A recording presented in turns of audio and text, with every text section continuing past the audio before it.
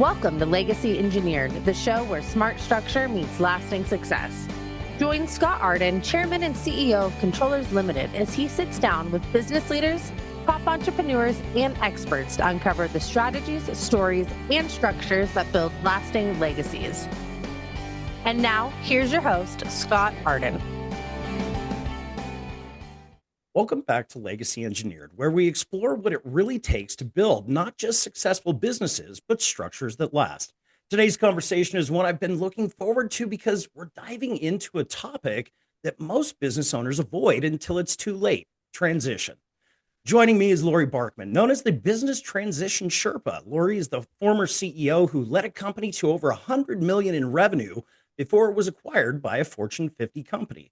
Today, she works with business owners across the country as mergers and acquisitions advisor and exit planner, helping them build value, prepare for transition, and ultimately create options instead of pressure. She's also the author of the Business Transition Handbook and the host of Succession Stories podcast, where she's interviewed hundreds of entrepreneurs about what really happens when it's time to step away. Laurie, welcome to the show. Thank you. Creating options instead of pressure. Thank you so much. That is wonderful. I really appreciate that. Absolutely. Absolutely. Glad to have you here. I know I was on your podcast, so I'm glad you're on mine, and I definitely look forward to our conversation today. Thanks. Yeah, it's fun to flip the mic around, isn't it? It is. It definitely is. I know in ours, you kind of threw me some curveballs and I was like, how do I answer that? So here we are. You did a great job. Yeah, you're probably going to throw me some curveballs. It'll be fun. I'm ready.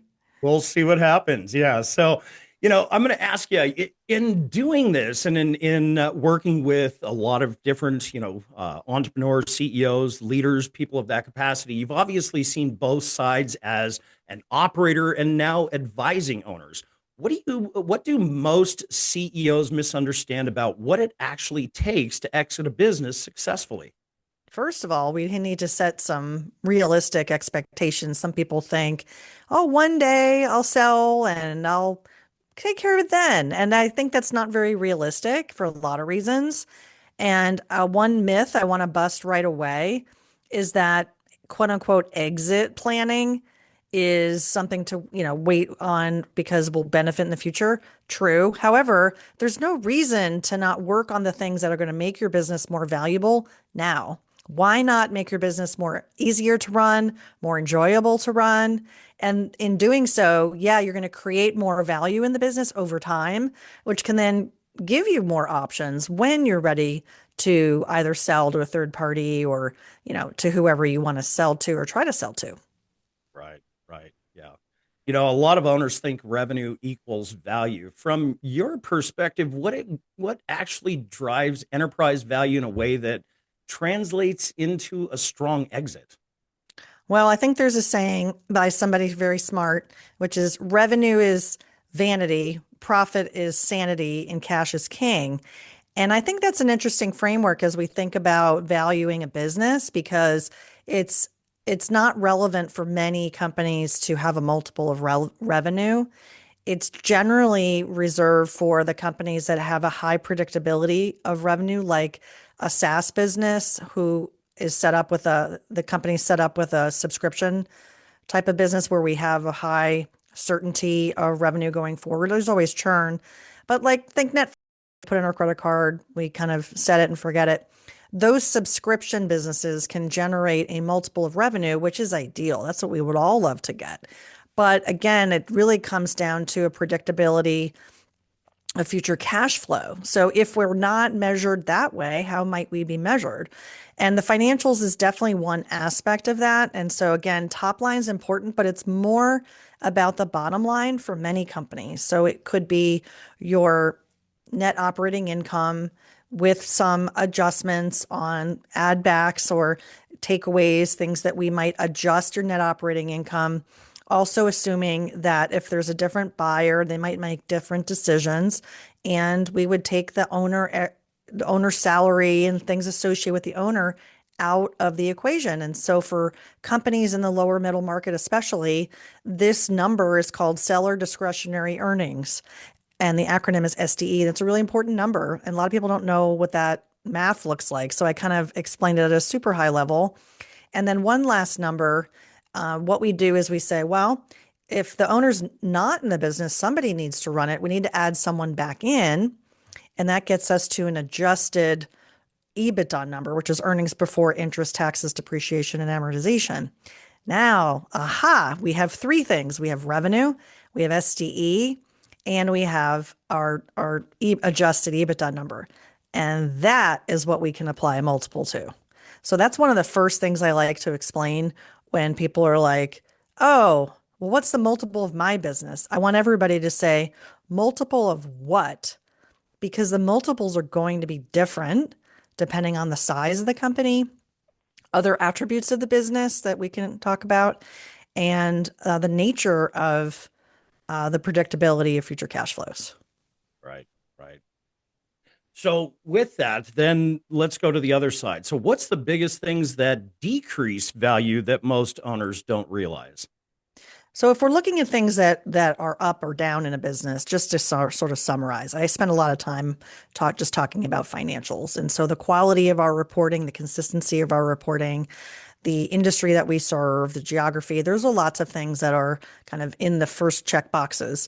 And then the next block of things that could make a multiple move up or down, most often we're seeing things that are introducing risk into the business. So things like owner dependency, if we have a firm that's very, very tied in with its owner, relationships with customers, relationships with suppliers, there could be risk associated with if the owner doesn't stay with the business. There could be risk associated with maybe key employees, and the owner could be one of them. There could be risk associated with a lot of things. Supply side, think about COVID, right? A lot of construction companies, they couldn't get the supplies they needed for lumber, et cetera. And if we're so single-threaded in some way, shape, or form in the business, it points to a degree of risk. I call those the risk tripwires. When it comes to the owner, there's sometimes a blind spot. A lot of owners just don't see how they themselves are the bottleneck, or if they see it, they're not recognizing and doing something about it. They're just sort of thinking, oh, it'll be okay. And there's any dimensions of ways we can mitigate risk to make the value of the business, less pressurized. Because what are we trying to do here? We can try to get best in class measurements across the board. We can say, look, we're probably somewhere in the average. We don't want to be below average, because below average means a discount or lack of sellability versus a premium, in the valuation.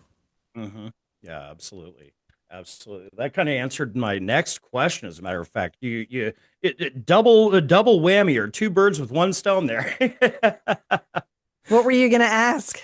So it was, you talk a lot about owner dependency, and what does that look like in practice, and how does it impact a company when it comes time to sell?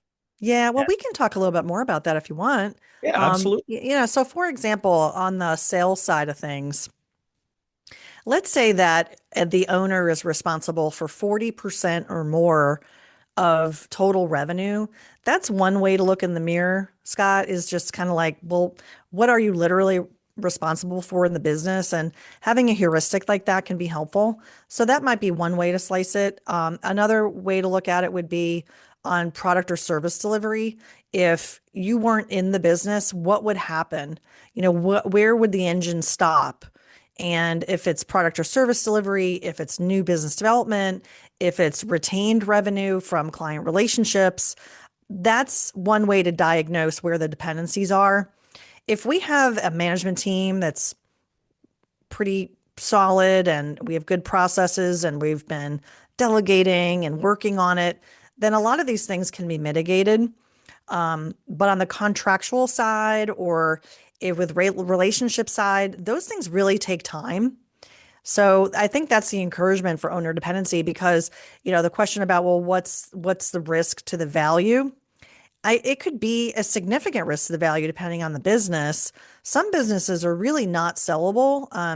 I was working with a client in the medical field, and he didn't have any other practitioners. He's a licensed practitioner in his specific medical specialty, but he didn't have any other medical staff. He had an office staff, and what an incredibly profitable business he's created. It's amazingly profitable, and it's a significant size. However, when the buyers were taking a look at it, it became really evident that there wasn't a transferability because of the owner dependencies. There was, again, in this case, it makes sense, right? There's only one medical practitioner. What happens if something happens to him? There's no practice.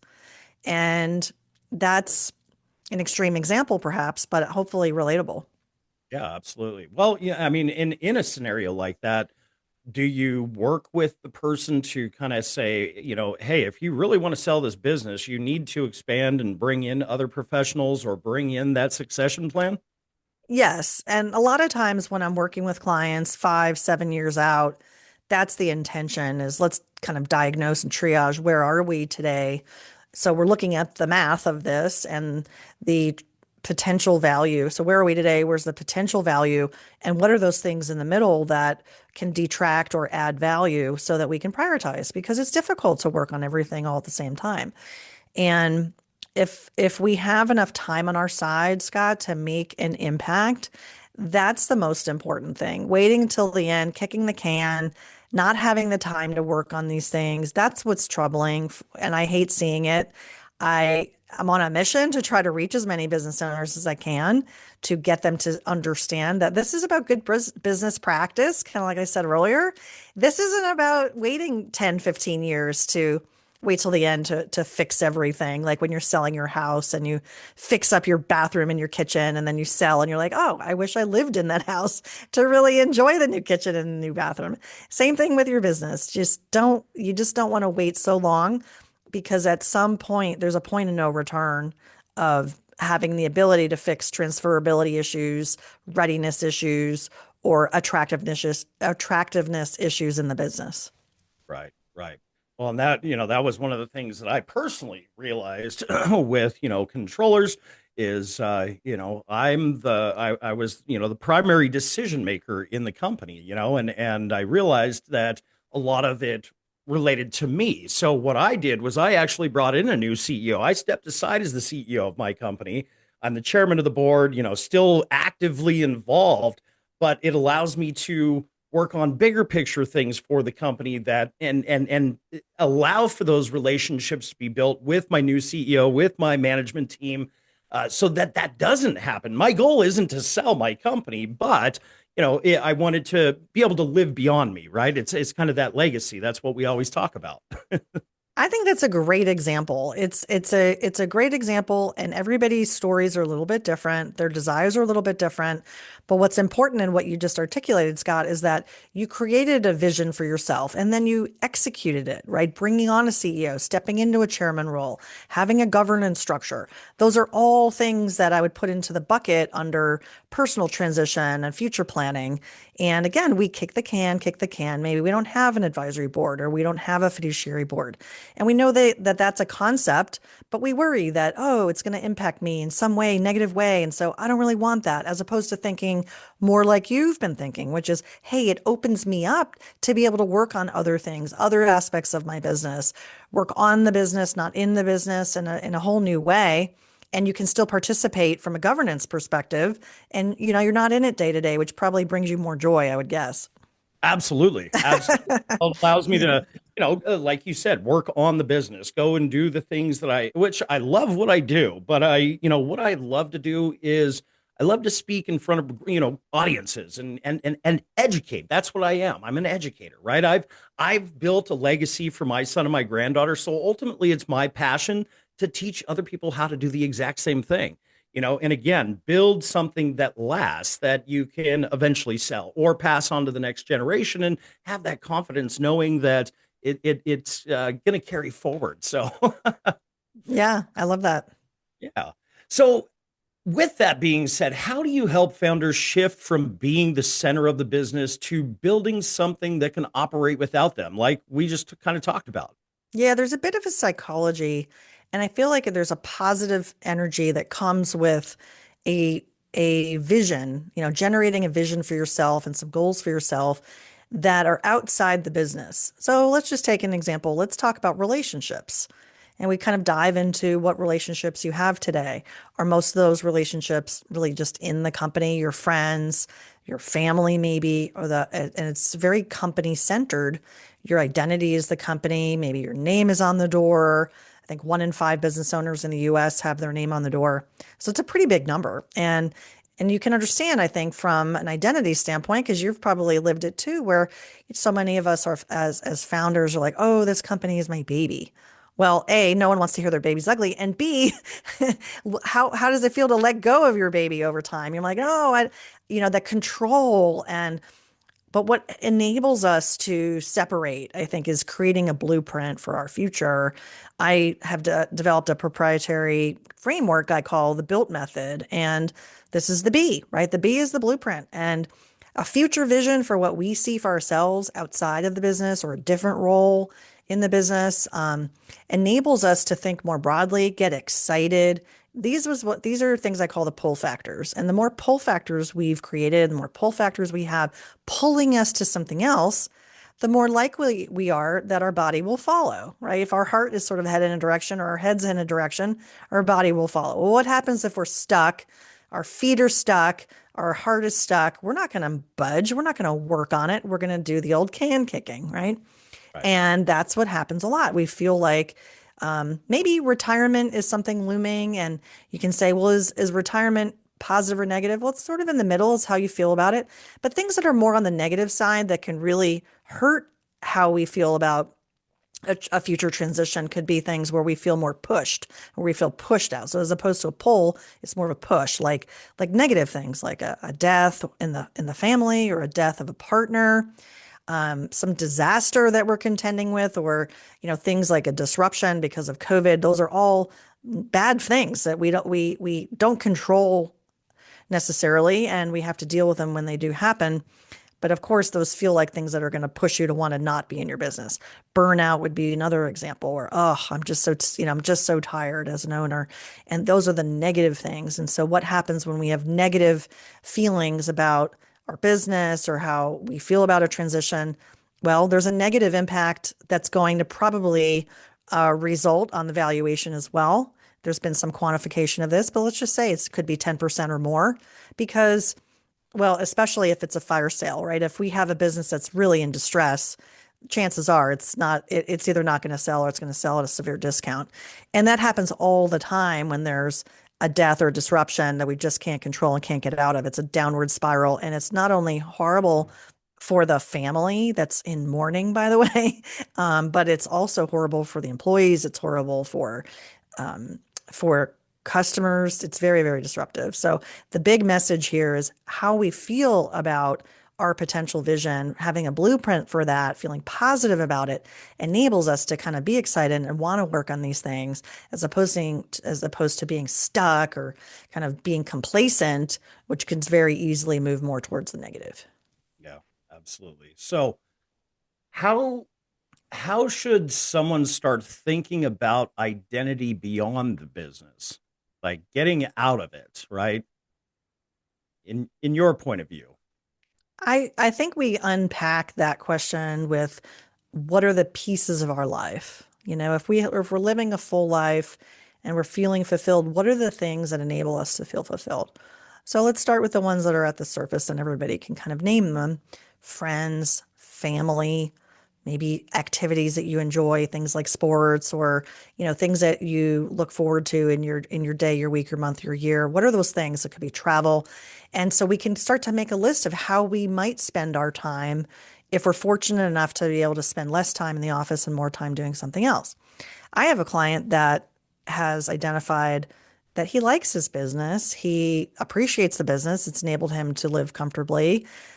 But where he's been feeling an emotional gap is that he really wants to have an impact in his community and he doesn't want to just stroke a check. And it's left him feeling really empty. And so he has more time and capacity because he's done a great job of building out a management team and they have done a great job of implementing lots of processes and things like that. So the business is not dependent on him. And here is like a catch-22, Scott, where, okay, we don't have an owner-dependent business. The owner is spending less than half of their time working on the business or in the business. And now they have all this other time. And they're fortunate to have good health and things like that. So isn't that interesting, right? And so if we find ourselves in that spot, it's like, okay, well, we have a parallel track. We have an opportunity to think about how you can make an impact on causes you care about or your community in a way that's meaningful to you. So his story and his narrative is very different than somebody else's. But I think as human beings, we want to find fulfillment, and the role identity as a parent, as a sibling, as a grandparent, those things change over time. So it's not just age based. It's actually, I believe, age and stage of life. What's the stage of life that we're in? For some people, it's mentality of, oh, when I'm 65 and then I'm going to travel, blah, blah, blah. And then there's others that are looking at that maybe in their 50s and they're going, yeah, I don't want to do it the way that the baby boomers have done it. I want to do it differently. And I want to do something different at 55, and not wait till 70 or 75. So everybody has their own unique positioning on it, Scott. But I think taking a holistic view of what's important to you, who's important to you, how you want to spend your time. There's another concept I have that I talk about, which is like, I call it return on time. How do we want to get that high value of our time? Not necessarily because we're charging by the hour or something like that, but thinking about it in the concept of how you spend your time and you're getting a high return, however you want to define it, time, talent, or treasure. Yep. Yeah, I mean that's one of the biggest things, is in working with our clients is what does that end vision look like to you, right? What does it look like to you? Because then we can kind of reverse engineer it and say, this is maybe the next step in the sequence that we need to take to get you to that point or whatever it is. So 100%. I love it, love it, love it, love it. So when you think about the difference between building a business and building a legacy, what separates the two? Building a business versus building a legacy. A lot of people who set out to build a business, they can build a business in 30 minutes. You go online, you set up an LLC, all of a sudden you're a business owner. Hopefully you have a plan. Hopefully you have some customers and you can immediately generate revenue and you don't need to take out any loans and you have some flexibility about reinvesting in the business. So I think the identity as a business person who is a business owner is probably kind of like the common building block for entrepreneurs out there who have the great idea or the inclination, the skill set they want to monetize. Over time, as that company becomes larger, more complex, or including more people in it, for the transition from business owner to owner of a business is also a kind of a nuanced switch there, because the owner of a business is a little more arm's length, isn't it? Like I own a business versus I'm a business owner. So I think when we are the founder, we are the risk taker, we take on that identity because it's just so satisfying too to see your baby grow. I think for legacy, we've reached a point in the, call it the corporate life cycle, from the startup or the infant stage to the adolescent. Like, what if our companies were people, right? Actually, this is an interesting stat you might not know, or your audience might find interesting, that most companies don't make it to their 15th birthday in the United States. And it's sad when you think about it. Like, what if companies were people? We would never stand for that mortality rate. That's just right, that most people would live to 15. What? That's just crazy. But for businesses, it's harder to have a legacy point of view if we ultimately have reasons why our business isn't going to continue. I think we do reach a point in our corporate maturity. I have a kind of some imagery, I'm visualizing. It's hard to say it on the air here, but essentially, if we reach a point of maturity where that's the peak, and that at the peak we can either go back to where we've been, our entrepreneurial roots, and start to reinvent and seek the good things that keep our business going, or we go down to the red zone, and the red is a very uncomfortable place to be. It is attributes of the business that are struggling. It might be masked by cash cow businesses. It might be masked by other things, but then there's some underlying fundamental problems, and those companies aren't going to make it. And there's no correlation necessarily I need to share. I think it's more conceptual, where I think the viewpoint of legacy in a sustainable business over generations is a point of view where you say, you know what, it isn't about me and my generation. It's about the next and the next and the next. I had a great conversation with the CEO of Highlights Magazine, and he's fourth generation. And he said, that's exactly how they look at it. He said, I'm the steward of this right now, but I'm not the steward of it forever. And this isn't about me. And this is about the business generations from now. And that's how they look at it. And so he's the steward and the shepherd of the legacy. And that's a point of view. But not all entrepreneurs are there, because when you're in the trenches and you're building something, you're not thinking about legacy, you're thinking about survival.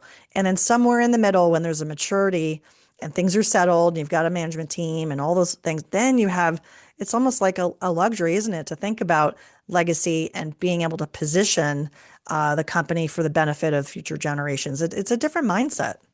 Absolutely. Absolutely.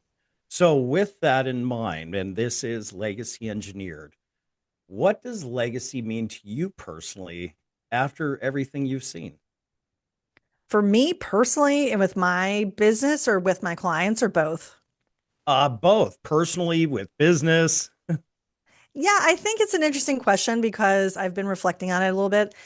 I think for me, I've always wanted to be an entrepreneur. I kind of came to the entrepreneurship game a little bit late in my career, but for me, it worked out for the best. And so for me and my legacy and how I want to remember myself and be remembered is that I made an impact in my specialty, and I made impact for my clients, and that my kids have seen me be an entrepreneur. They have seen their mom now in a whole new way, right? I'm an author, I'm a podcaster.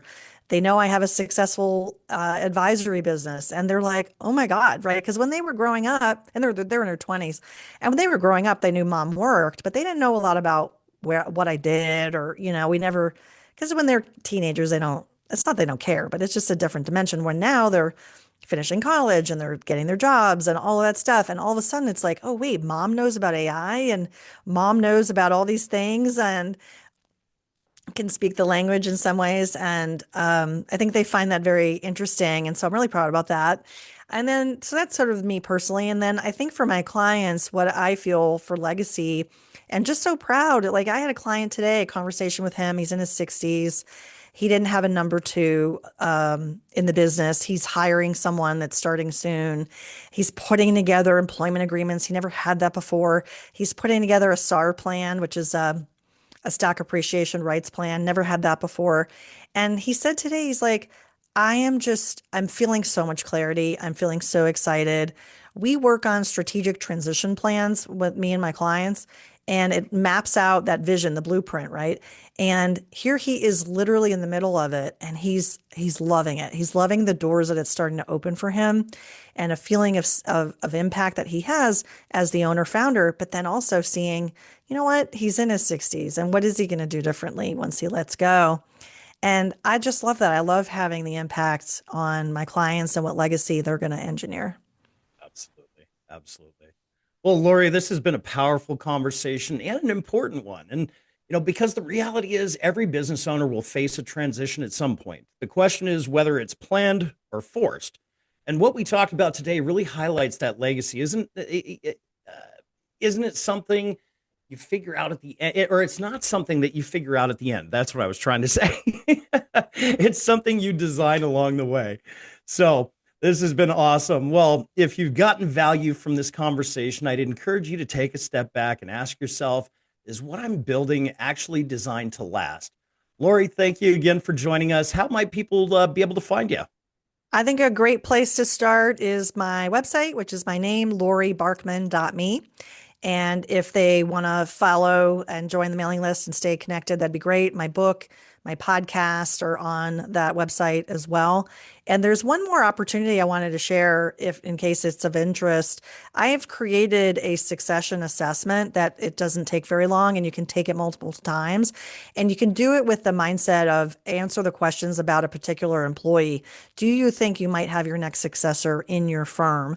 And it walks you through, again, a series of questions. So that's available to you if you're interested, and you can find it at btsherpa.com/succession. Awesome. Awesome. Well, again, Laurie, thank you for joining us today. This was an awesome conversation, and definitely look forward to more conversations moving forward. So thank you so much. Have a great rest of your day. Thank you. Thank you.